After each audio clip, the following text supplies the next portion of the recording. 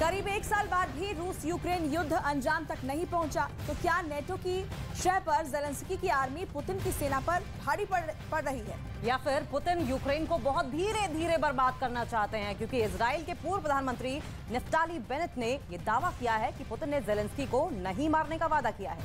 Ukraine युद्ध के शुरुआती दिनों में नफ्ताली बेनेट ने दोनों देशों के बीच बिगड़ी बात को सुलझाने की कोशिश की थी।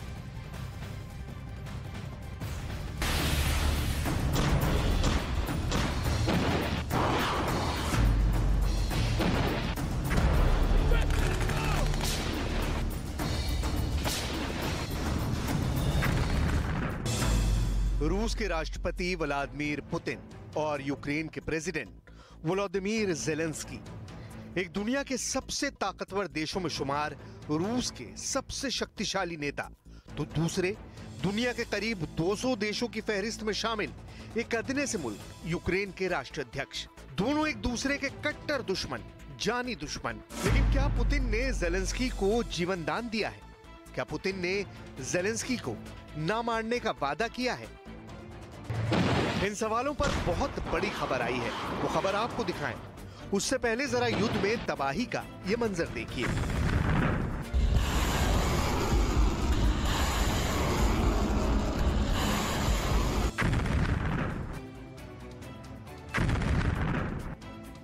रूस और यूक्रेन में कोई मुकाबला ही नहीं।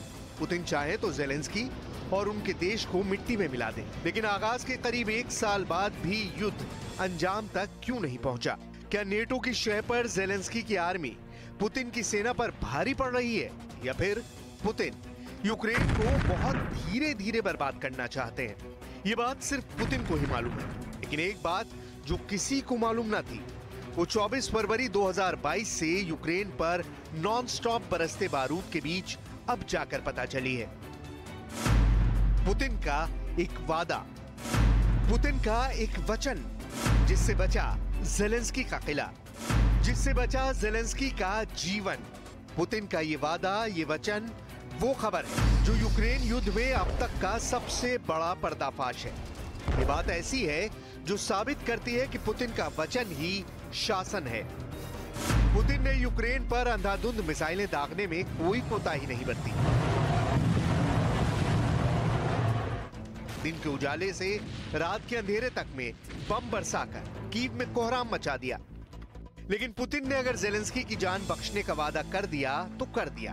अब भले ही ज़ेलेंस्की इसे रूस की कमजोरी समझे और खुद की ताकत के तौर पर पेश करे, लेकिन सच क्या है वो आप खुद सुनिए। באיזשהו שלב, 3 שעות פנימה 4, אנחנו כבר מדלגים לתוך הפגישה, אני אומר לו, שמע, מה עם הסיפור הזה?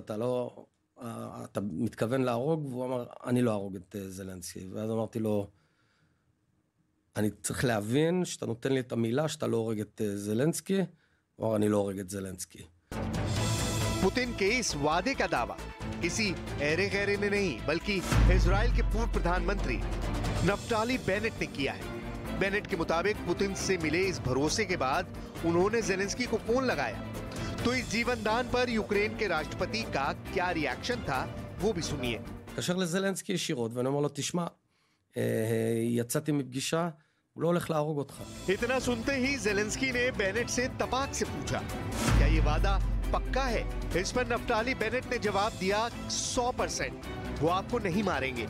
इस बातचीत के फौरन बाद ज़ेलेंस्की ने क्या किया, वो भी आप इजराइल के पूर्व प्रधानमंत्री से ही सुनिए। אחרי שעתיים זלנסקי עלה למשרד שלו, עשה סרט סלפי כזה מתוך הלשכה, אני לא מפחד והכל. מכל מקום זה היה ויתור אחד. הוויתור השני הוא ירד מפירוז אוקראינה.